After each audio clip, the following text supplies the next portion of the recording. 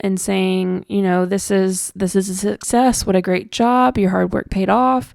I should be able to just be like, thank you, instead of saying thank you and then letting my inner self-critic voice come out and affect a conversation that I'm having with somebody who has the best intentions. Yeah. Hello. Welcome. Or welcome back to the Womanly Podcast, where we embrace womanhood in its entirety. From the hard and awkward conversations to the silly and embarrassing moments. An effort to reclaim and redefine what it means to be womanly in this crazy, wacky world. I'm Delana, the neutral one. I'm Katie, the morbid one. And I'm Madeline, the other one. And we're so excited that you've joined us today because there's room for you at our table. So, grab your favorite drink and let's have a conversation. Well, hello. Hello. Hi. Hey. Hey. What's up? How's it going? Well, I'll ask you that in a second. Okay. What are we drinking tonight? I've got water. Look at you. Mm-hmm. Not for a preferable reason. No, I've not been feeling so hot the past week for lady reasons. And you gotta hydrate to dominate. We've talked about that before. Yes. Mm-hmm. Yeah. Okay, Delana, what are you drinking? I'm drinking, I just set down my bubbly, my strawberry flavored bubbly. So one of the first episodes, actually, the first episode that I don't have my water bottle with me. Oh. But I also have Starbucks. I have Starbucks and bubbly right now. Perfect. Yes. I have a large sweet tea. Nice. From Chick-fil-A. Nice. Sounds so good. So, how do you feel about yourself right now? What a great question for this episode. I'm I thought it was perfect, really proud right? of that. Yeah. I feel okay. I feel okay about myself. I feel generally good about myself. I think there are things I could be handling better and doing better right now, but I also know that's totally temporary and all relative. So overall, doing pretty good. That's nice. Yeah. Good. Good. What about you, Katie? How do I feel about myself right now? No, I feel pretty good about myself right now. I'm pretty proud of myself for the steps I've taken for my mental health and my overall health in general. I feel good about that. I've been doing yoga this week and last week, and that's made me feel really good to just like move my body and get that exercise and blood flowing. So yeah, I would say I'm pretty proud of myself for just taking my health back. Yeah. Good. That's amazing. Happy for you. That's such an empowering thing. Yep. Thanks. What about you? Oh no. I think that this episode is going to be a doozy for me because Yeah. if I am honest about not just how I feel right now, but I am incredibly hard on myself. Like just The very first note on mine is I am very hard on myself. I am so hard on myself. And right now, during all of my health issues that I've been dealing with recently, and then, by the way, everyone, my body went into ketosis, and I know all those out there that are like, but not on purpose. That's good. Yeah, this was an accident. My body went into ketosis, and everybody who's doing keto is out there like, yay! But I'm like, no, that's literally the last thing my body needed right now. Mm-hmm. And it was so miserable. I had the keto flu, and it was awful. And I ate a bunch of carrots to get out of it. And it worked. But it was, for me to be taken down so often out of like what I feel like needs to be my peak performance 24/7, for me to like physically not be able to go there and to force myself to have patience with my own self and my body and stuff like that has been really hard and has made me feel empowered in some ways, because it is empowering to like, you're standing up for yourself and your body, but at the same time has made me feel like a failure because I just can't keep up with everything that I'm used to keeping up with. And it makes me feel like, or all the things that I was working towards being able to take on and all that stuff. And it's just, it makes me feel like a failure in that regard, that I'm just like, I'm not able to do it. And like, there's always this voice in the back of my head that's like, well, you should just be able to like get over it, and just like do it anyways, even if you're not feeling good, which is so stupid. I know how stupid that sounds whenever I say it out loud, but that's genuinely how I feel inside, is that it's just kind of like, well, you should be able to, if you were mentally strong enough, you could push past it. And so that's how I feel right now about myself. Yeah. I want to encourage you and everything, but I just don't have any words because I just know how hard that is. And and I'm sorry that you're constantly struggling with it, and hopefully what you're going through right now will yield some answers that. Well, yeah. And it's clearly something that I needed to go through, that I needed something to happen in my life that showed me, hey, you're way too hard on yourself, and this is really going to show it, and I'm learning that. And so I'm thankful for it in that regard. But it's so hard to just wrestle with those feelings of, you're not doing enough, you're not good enough. If you're mentally strong enough, you could just push past it, blah, blah, blah, blah. Yeah. Yeah. Yeah. It's doozy for sure. For sure. Well, I mean, you picked the perfect question, because today we're talking about our inner self-critic. Yes. And what that looks like for each of us and how we fight it, and if we freaking are fighting it, where we think it comes from. So I think that this is such a poignant topic because everybody deals with this in some form or another at some point in their life. Maybe you're God's favorite and you're totally blessed and you don't have an inner self-critic. If you do, I'd say you're probably a liar. A liar or a narcissist. Maybe think about some other things that you might be struggling with. But no, I think most people probably have experience with this, some form or another, some point in their life or another. So I hope that this can be an episode that really brings clarity, or at least makes you feel less alone in your own struggle in this battle, because it is a battle. Oh, it is it's a freaking boxing match, let me tell you. So, inner self-critic, what are y'all's experiences with that? What does that look like for you? If you were to give an elevator pitch of what your inner self-critic looks like. It looks like my childhood. Is that depressing enough to open up with? A little bit. Yeah, I think so. Yeah, I think that counts. No, I 100%. I know that I know that the intensity of that inner self-critic that I have 100% comes from like the way that my dad spoke to us growing up, and always like he would have that mentality of like, oh, well, if you were just mentally strong enough, you could just push past it, and so that voice, even though it's gotten a lot better over the years, I still live with like that intensity of it. It's been like ingrained into me that like how I feel doesn't matter and what I accomplish matters, and that's it. Yeah. So what was the original question? I mean, that's kind of like you answered it, I think, just an overall like overhead big picture look at what that means to you whenever I say inner self-critic. Yeah. What does it mean to you? For me, it's similar. I feel like that's something that kind of gets passed down. It's something that you, either in the way that somebody talks to you, you learn to talk to yourself in that way, or the way you see other people talk to themselves. And I think for me, it's somewhat learned behavior. I think it's innate in a lot of ways. I think I'll talk a lot about my anxiety disorder tonight, because I think for me, those behaviors and really struggling with these mental battles, a lot of it stems from having anxiety disorder, just naturally being so hard on myself in those ways. But for me, it's definitely something that I saw in people close to me growing up, and it was the way they related with themselves. And so that's how I, in a way, learned to relate with myself, just by watching people say those things about themselves, or even just having an attitude about themselves that may not be very kind or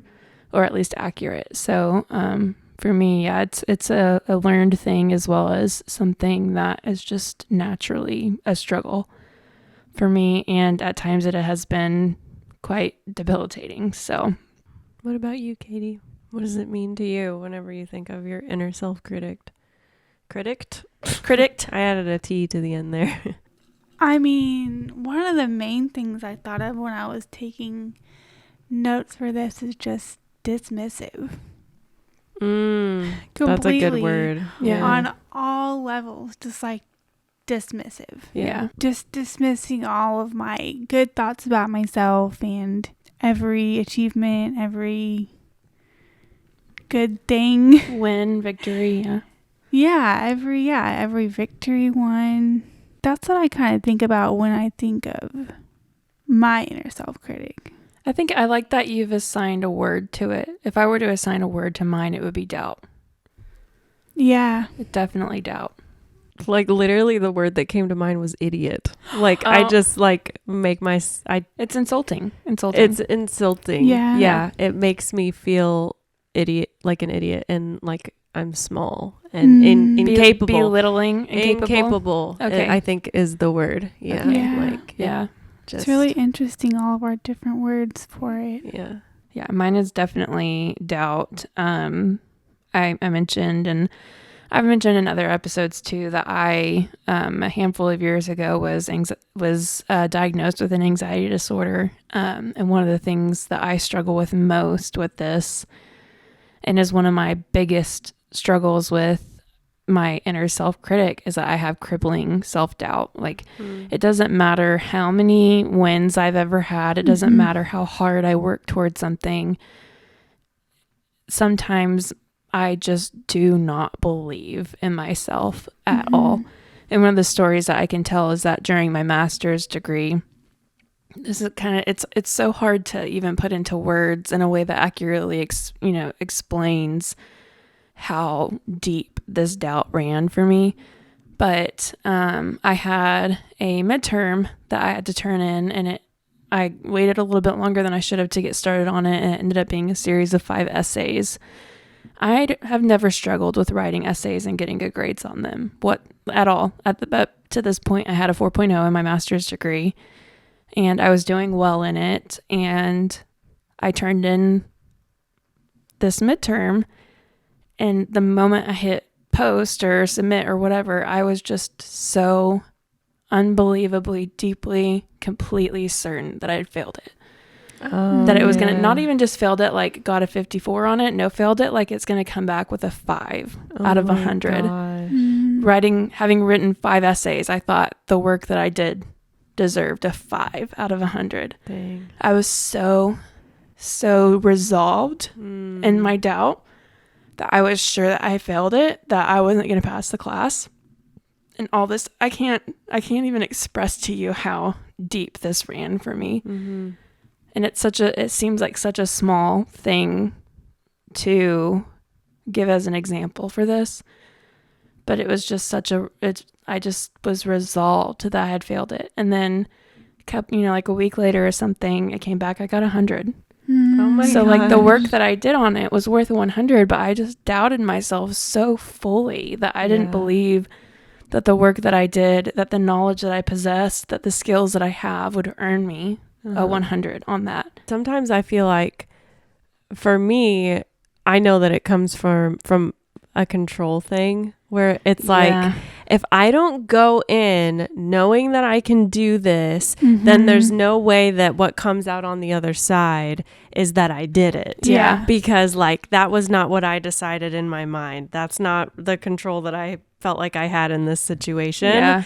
And so you just live in like this cognitive dissonance of like, maybe not cognitive dissonance, but like this disassociation between like what actually happened and then what you like set in your mind already was going to happen. So it's like some sort of weird control thing. I don't know. I mean, I get that because I was so certain I failed it. So if I passed it, then that's against my reality. Yeah. Like I'd already decided I failed it. Exactly. So how could I have passed it? You know? Right. Yeah. I mean, and when you have an anxiety disorder, control is such a huge part of your world. So, Mm. And it's such a hard balance too, because like there is a level of control that you need to feel like you have in order to ease anxiety in a very healthy way. But it's so easy to pass that threshold of like, oh, I'm well past it. yeah, just all the time. grabbing. Exactly. Yeah, me too. Of just like grabbing Constantly. a hold of anything that I can control for the Yeah. sake of feeling like I can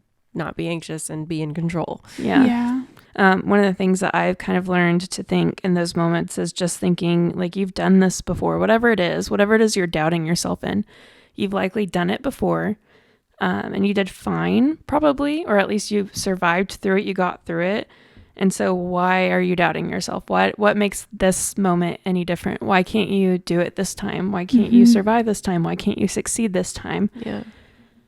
Chances are there's not that much else that's different. So it's going to be fine this time too. So, had I been better about practicing that in the moment while I was in school, I could have been like, oh, you know, I'd taken tests before and I did okay. Or I'd failed tests before and it turned out all right. I turned in and written papers and blah, blah, blah. I'd been through all those actions before and I still progressed. I still did fine. I still had opportunities to fix it if I didn't do well. And I had the ability in those moments to do fine no matter what circumstance, and I'm going to continue to do fine. So I've just tried to get myself into that thought process when I recognize that I'm in spiraling self-doubt, and that usually helps me at least kind of stop it in its tracks and not let it get to the point where it's, you know, so bad that it makes it difficult to function. Yeah. This is a weird thing that I wrote down. Now that I'm reading it, I'm like, it's interesting that came out under the topic of the self-critic. But the first thing that I noted actually was that I immediately predict and expect any possible negative response that could come out of any situation and try to band-aid it before it even has the chance to happen. So and I think that's like a survival mechanism of like, because growing up, I've got really used to like my dad not responding ways that I expected that would be a normal response. You know, it would be like, whoa, I didn't realize that was such a big deal, you know, as a kid, where you're just like, I just want to go to my friend's house. I don't know what's going on. Yeah. And so I think that out of that, I put like this pressure on myself to be like constantly incredibly over prepared for any negative outcome in a situation. And that plays into my inner self-critic and my anxiety and stuff like that, because it's like this thing that's like, well, if that negative thing came and you weren't prepared for it, you knew. I told you. I'm sorry. I'm kind of like over here sitting laughing because I just think of like whenever someone goes, ow, and no one's ever even touched you yet. Yeah. When you think someone's going to like slap you or something and you go, ow. And you say, ow. Yeah. Or you like, you flinch. Yes. Yeah. So No, I'm that's just exactly sitting how here it is. That's laughing about that. It is like that. Yeah, that's what I'm doing internally 24/7. Yeah. Nobody touched you, Delana. I kind of get that. And that I've taken that as like in my job with event management, that has been such a strength. It becomes, for me. yes. It's such a huge strength because it's so necessary to have thought through literally everything that could go wrong and be prepared for that when it happens. So for me, that has ended up being quite the strength within my career. But yeah, I mean, so within that realm of things, I wouldn't think of it as being critical. So when you first read it, I was like, but that's a strength. Right. Like that's a good thing. But I can get how in your personal life, how that would be difficult to contend with. I think it's in my personal life and my professional life because there, even though it has aided for me very, very well in my professional life as well. Yeah. Because I am definitely that part of the brain in our little team that we have where I just like, I'll think of how everything connects and where it all could go wrong. And I'll be like, nope, we can't do that because this is going to happen over here. And so, it has aided to me very well in that sense. But at the same time, it is incredibly draining because it feels like you're always holding yourself back because you're like, okay, but if I go all the way this way, then what if this and this happens? And it's like, dude, just go. Yeah. Just go and see what happens. Just go. If somebody were to tell me just go, I'd be like, I can't. I have so much thinking to do. Like, I think this through. Yeah. Yeah. Yeah. I think I overthink things way more than I give myself credit for. Really? Yeah. Like Like I'm more than you constantly realize? overthinking things. Yeah. And I feel like my body holds a lot of the tension and then I just get anxious over everything. Mhm. Yeah. So how do you deal with that portion of your self-critic voice? I have found that I have literally had to tell myself two things. It doesn't have to be perfect. Okay. Yeah. It really doesn't. People launch businesses all the time that are not perfect and nothing's ever going to be perfect anyways. Right. And so it doesn't have to be perfect. Stop trying to reach perfection and ship it. Those are the words that come to my head. Ship it. Ship it. It's from a book that I read. So it I like always it. sticks in my head. I like it. Yeah. And then B, I also have gotten a lot better through trying to be conscious about it over the years of like me being like, okay, but what if this happens? But what if that happens? But what if the A, B, and C, and then just being like, you don't know if any of that is going to happen. Stop trying to predict the future. Cross that bridge when it comes to it, when that's necessary. Sometimes it is very, very necessary to predict every possible outcome and build something based off of that. Mm-hmm. A lot of times that is not necessary. And you just need to be like, we don't know what's going to happen. Let's move forward and cross each bridge as it comes. Yeah. And so I have had to consciously be aware of when I find myself unnecessarily trying to predict every possible outcome and it's like you're not going to be able to, you just need to move forward, then I've gotten much better about catching myself in that and just being like, just move forward and stop trying to be a control freak. Oh man, I know. we're so much alike. You really guys funny. are. One of the things I struggle with the most is comparison. Yeah. I struggle with that one a lot.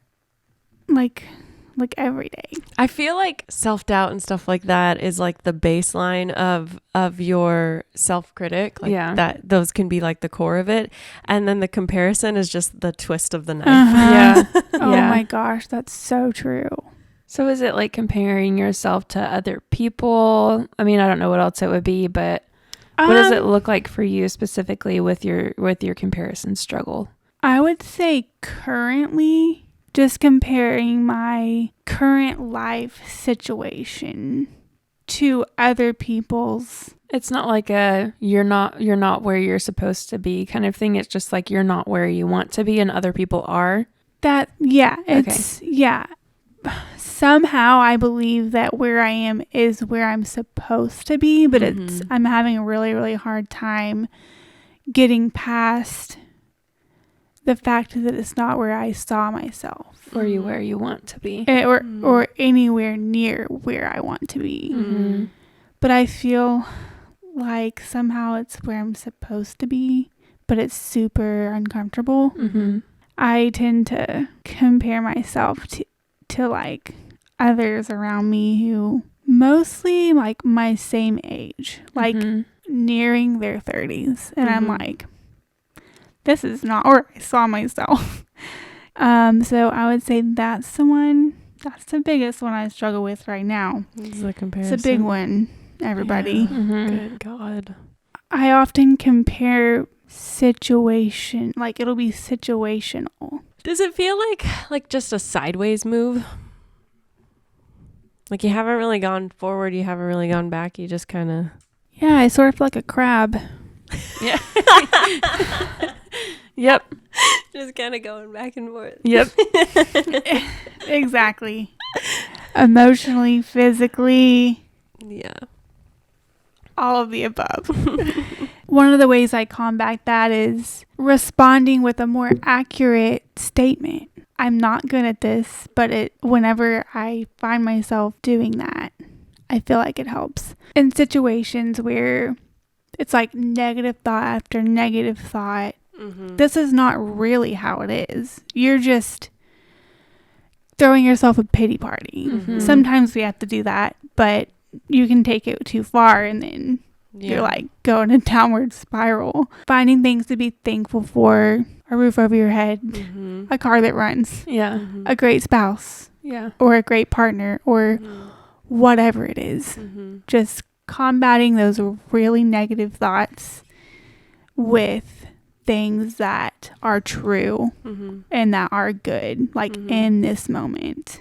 I think it's so important to take your mind back and make yourself see truth, not only in your own circumstance, but in others too, because a lot of times whenever you get stuck in the comparison game, you're not looking at other people's situations accurately either. You're seeing the best of it. Right. It is something that I've struggled with a lot as well, is comparison. And I think it's primarily because I do have such a passion for social media, and I work in social media. And so it's just really hard to not get caught up in that game. That's like 75% of the social media game. I have found that whenever it comes to like people in my circle and comparing myself to other people, whether it's through social media or in real life or whatever, the way that I found to combat it is I just check myself, and I'm like, it was interesting for me to hear your perspective, because it sounds like you compare yourself and you turn around and you get really mean to yourself, and you need to like speak kindly. But for me, I'll get really mean towards them, like Madeline, and I'll be like, what did they do? That's so different or better or whatever, that they deserve more, or blah, blah, blah, blah, blah.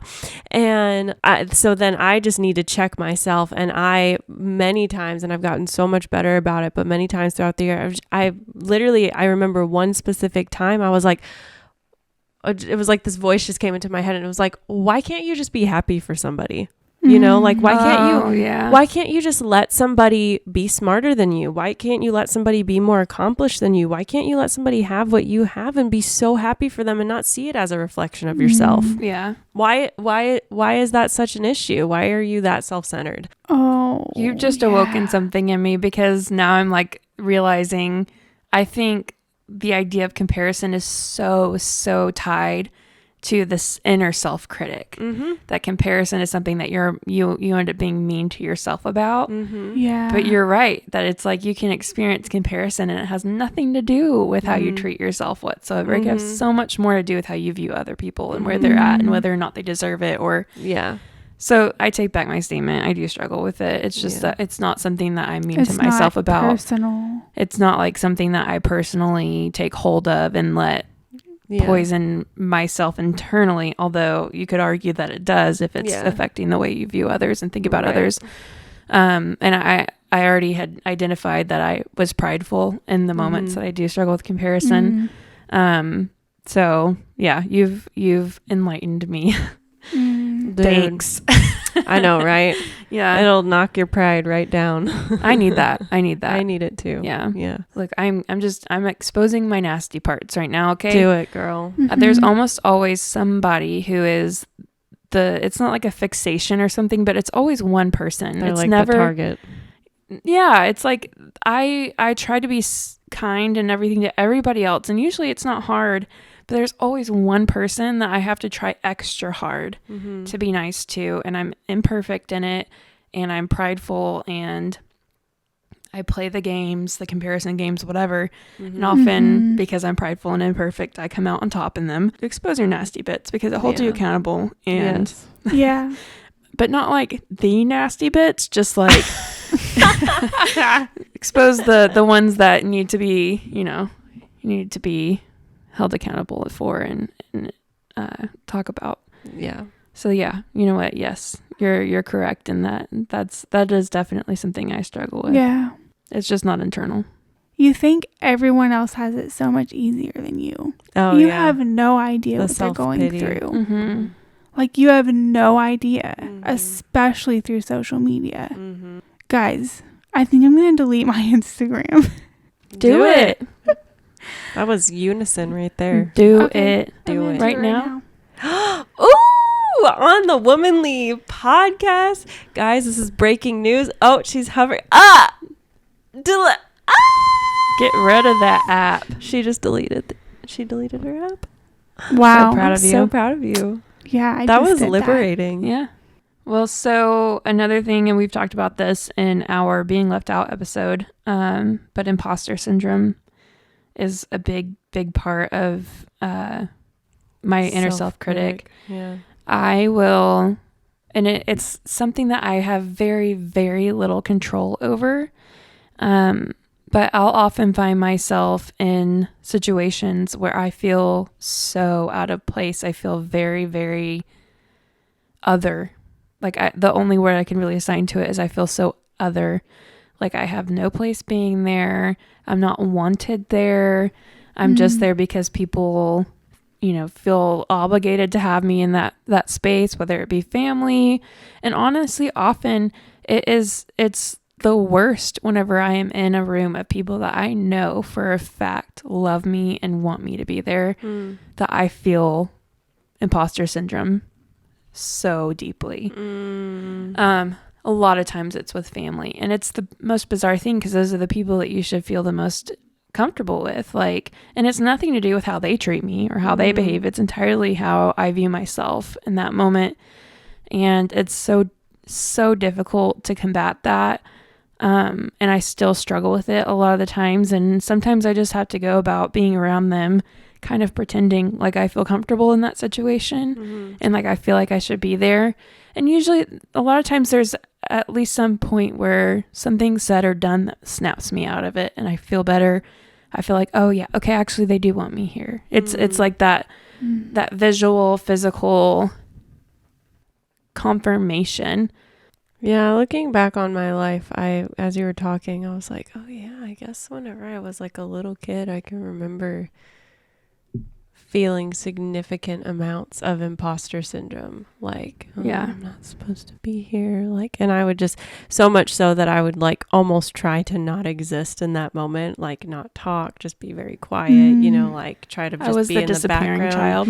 Yeah, just try to be in the background and not, I never recognized that as imposter syndrome, but a lot of it is just like, as a child, I wanted to not be a problem. And now as an adult, I'm learning that I can be a problem. Yeah.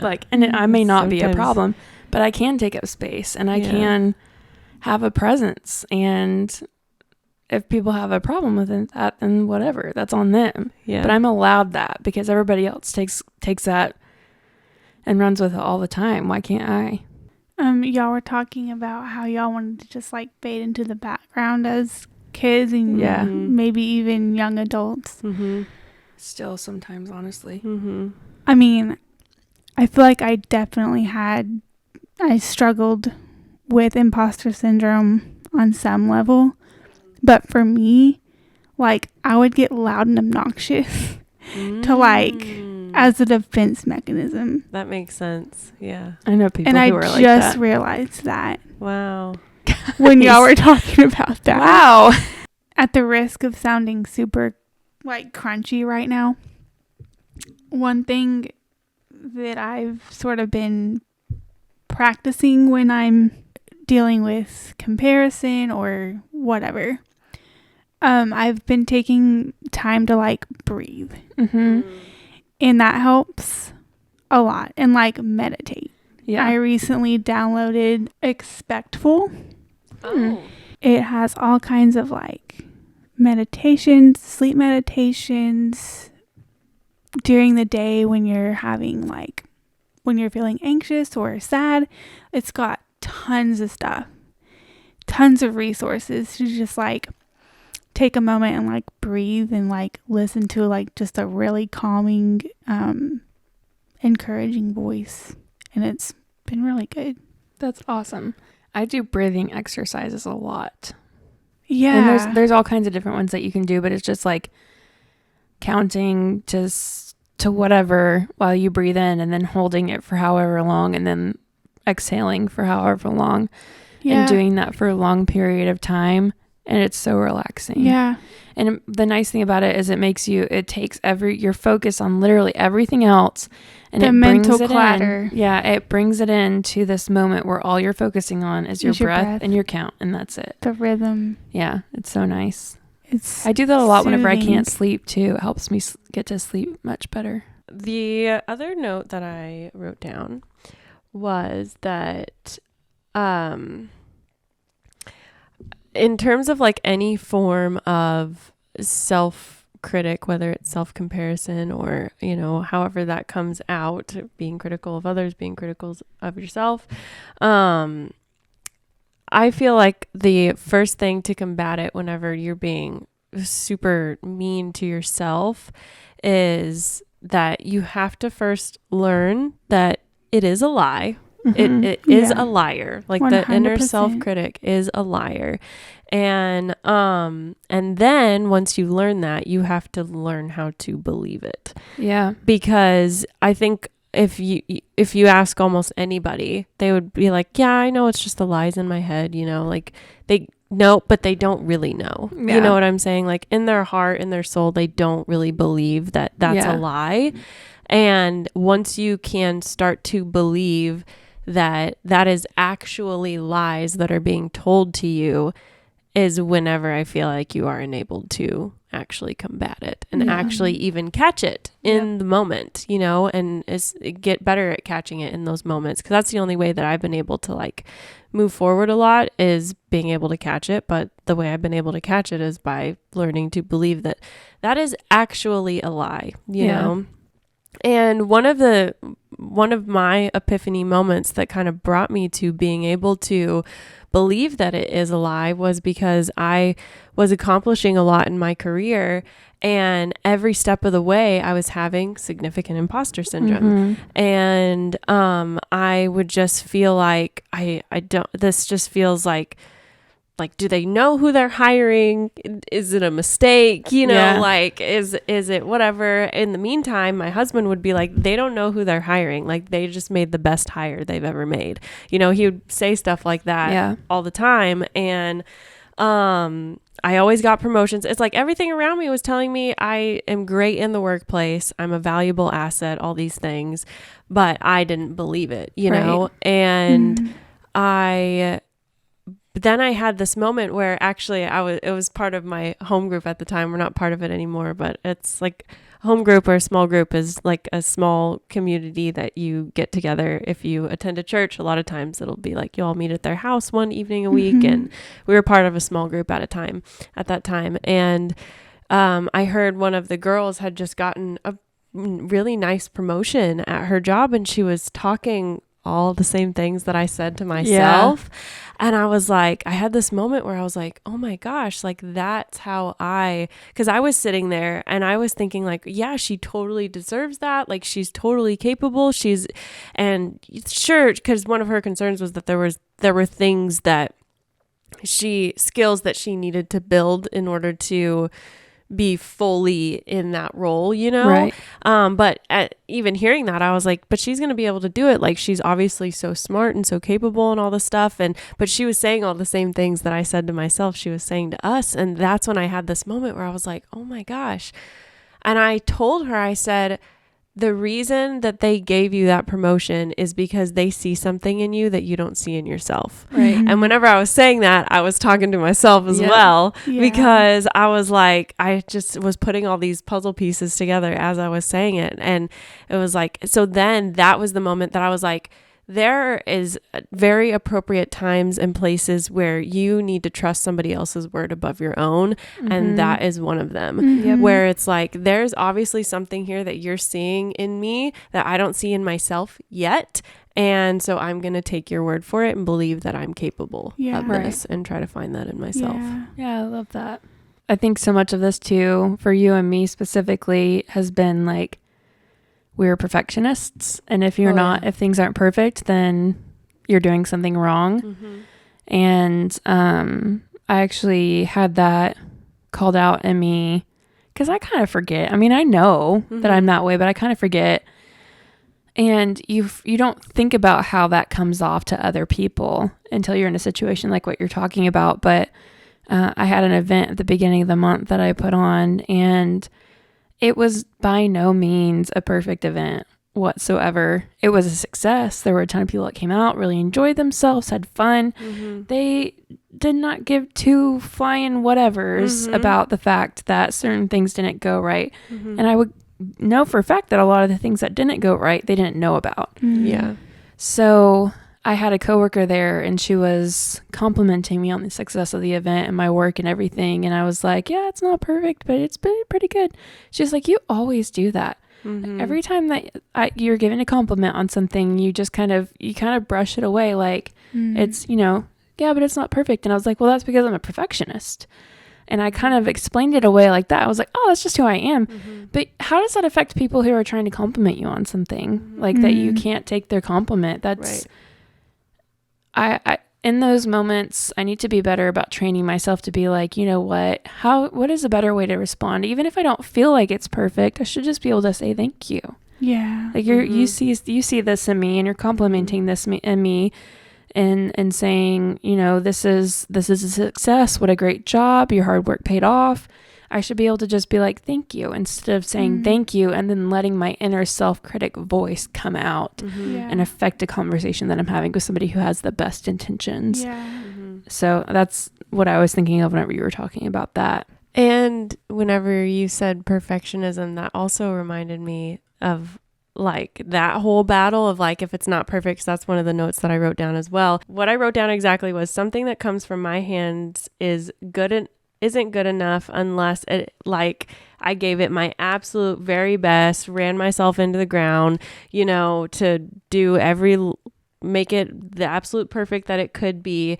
And one thing that I have done that I learned was I stopped wearing my perfectionism as a badge of honor. It is no longer a badge of honor. It is destructive to me and towards other people, to your point of like, well, what does that do to her? You know what I'm saying? Yeah. So first I learned that perfectionism is not a badge of honor. And then second of all, it's also not part of my identity. That's my issue. Is I'm like, that's just a character trait. That's Third just who of all, I am. Yeah. Perfection is not real. Right. It's a fake thing that we made up. Yeah. So. Yeah. Exactly. It's completely not even. It's not a standard at all. Yeah, because it's subjective. Yeah, like you said. One thing I was thinking of when y'all were saying, like, your friends were, like, encouraging you and y'all were like, why can't I take this compliment? One of the things I wrote down is talk to yourself as if you're talking to a friend. Yeah. Exactly. It really, like, I need to practice this, but it truly makes a difference. Yeah. When you encourage someone like you would encourage a great friend, hopefully you're not going to say, wow, you're doing a horrible job. You need to go sit in the corner and think about what you did. Idiot. Yeah. Like, hopefully you're going to say, wow. Yeah. You did a great job. You've come so far. Yeah. You're doing amazing. Keep going.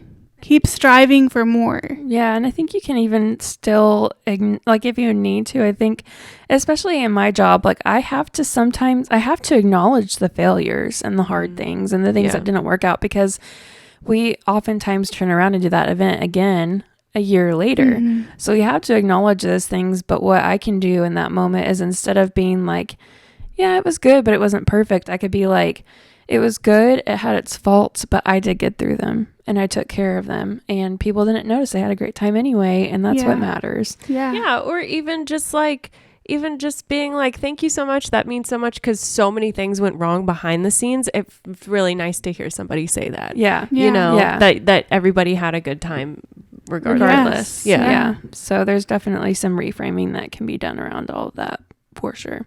But I'm the same way though, where like when Kenzie was over and I caught myself on it, and I wonder if she would remember me saying it, because she came over and she's like, your house is so beautiful, and I was like, thank you.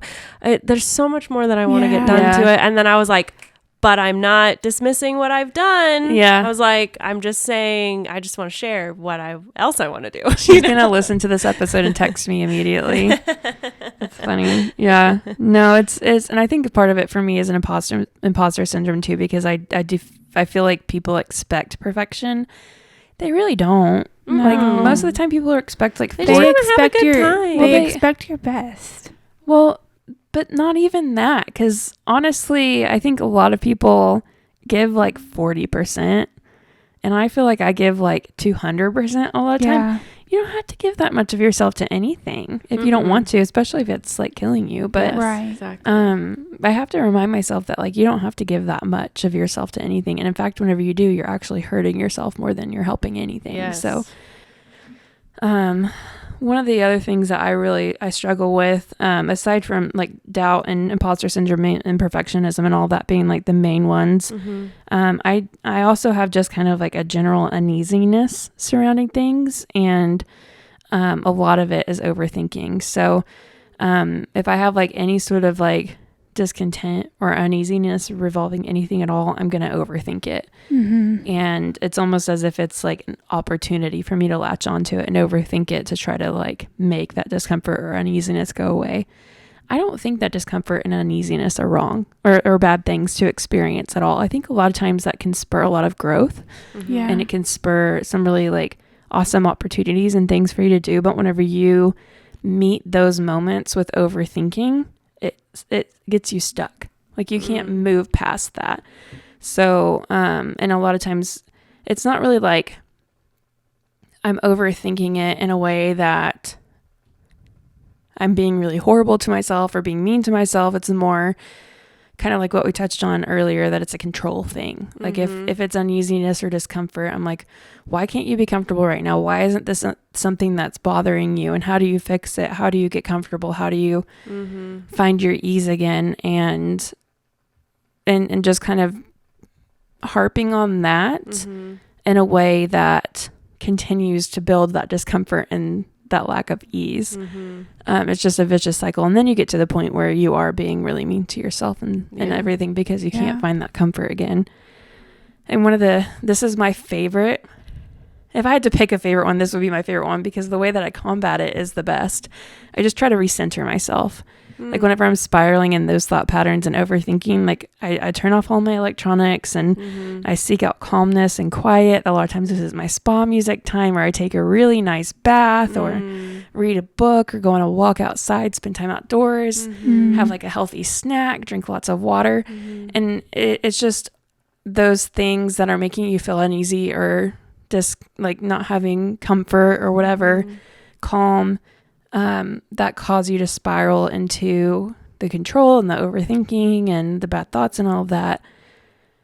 That just doesn't seem as bad whenever you're taking care of yourself. And I find that those moments regularly happen, and at times whenever I'm not taking care of myself. And so to kind of give myself the opportunity to recenter myself and take care of myself and do all that is so nice. Yeah. Because it literally stops those things in their tracks. Yeah, that's been an incredible and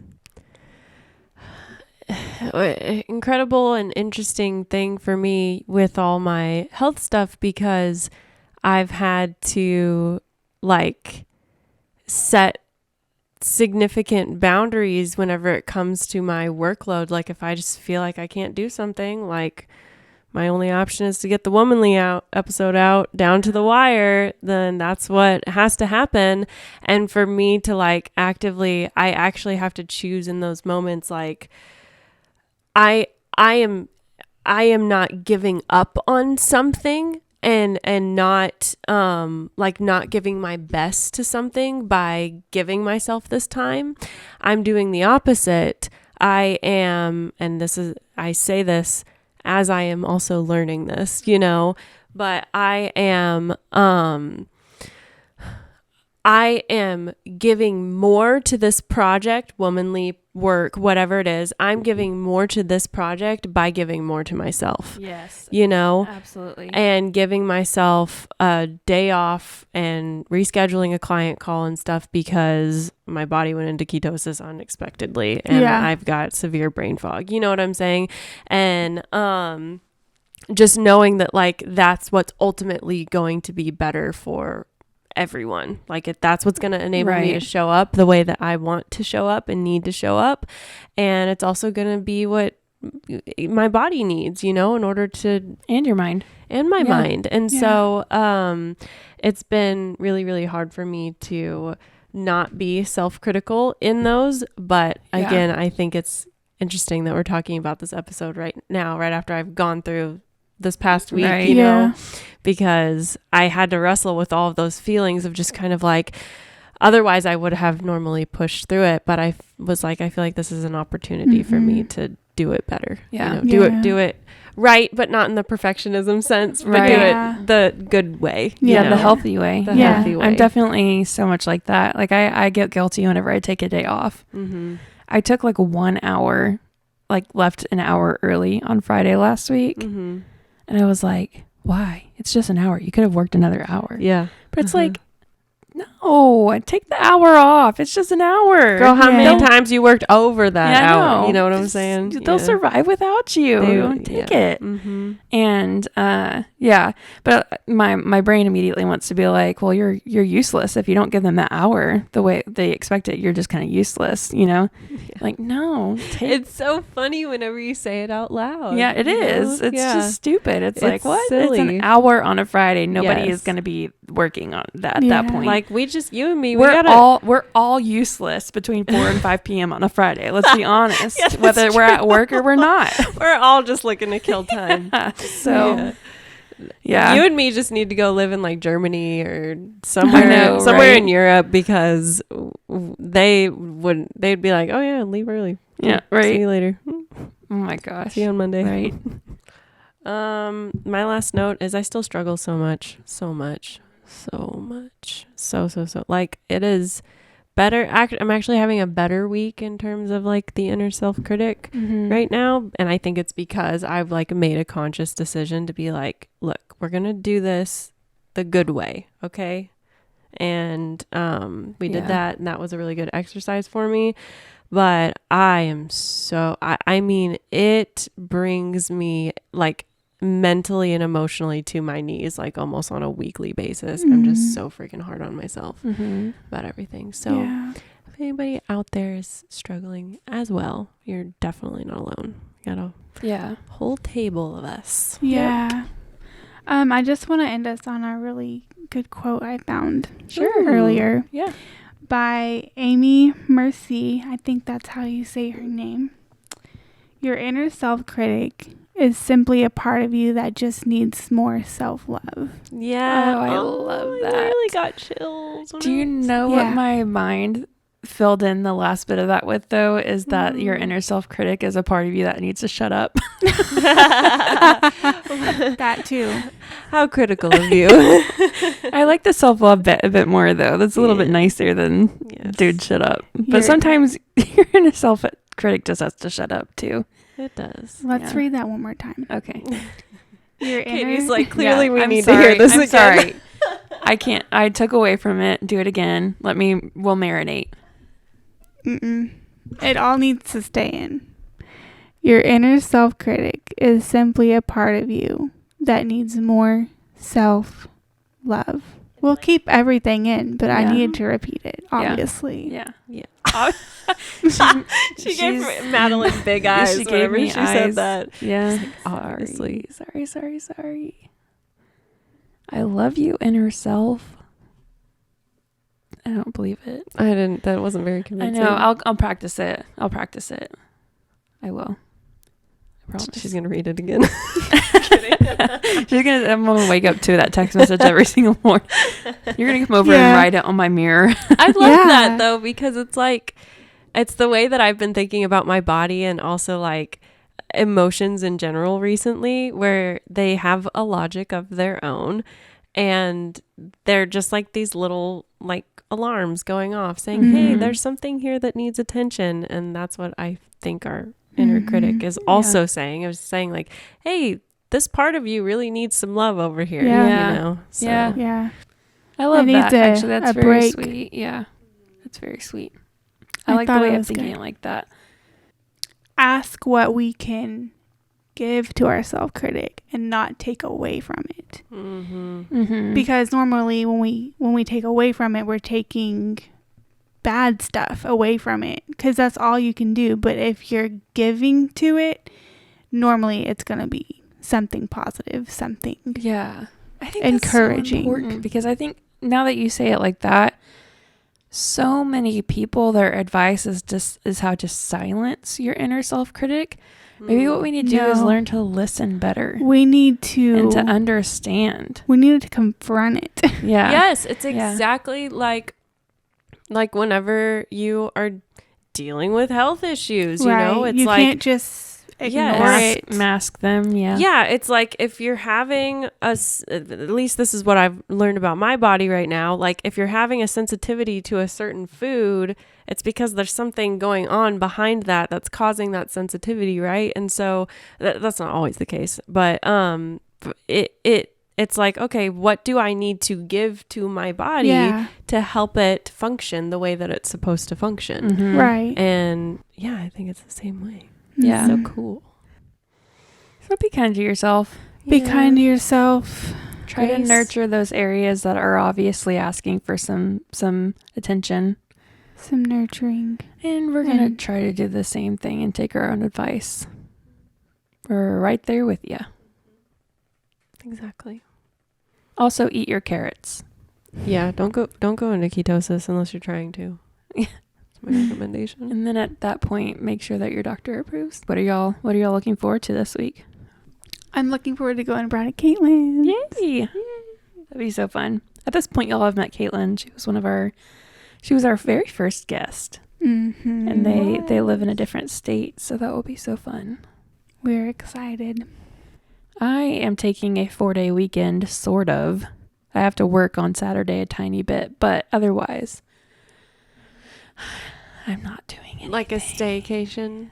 Well, I mean, I'm just going to So be, you got- I'll be home. Friday, Saturday, sort of Saturday, Sunday, Monday. Mm-hmm. Yeah, and of course we'll be doing podcast stuff on Friday, and I'm sure I'll do house stuff and everything, but otherwise, it's going to be nice to take some time off and Take it just have slow. a little bit of a breather.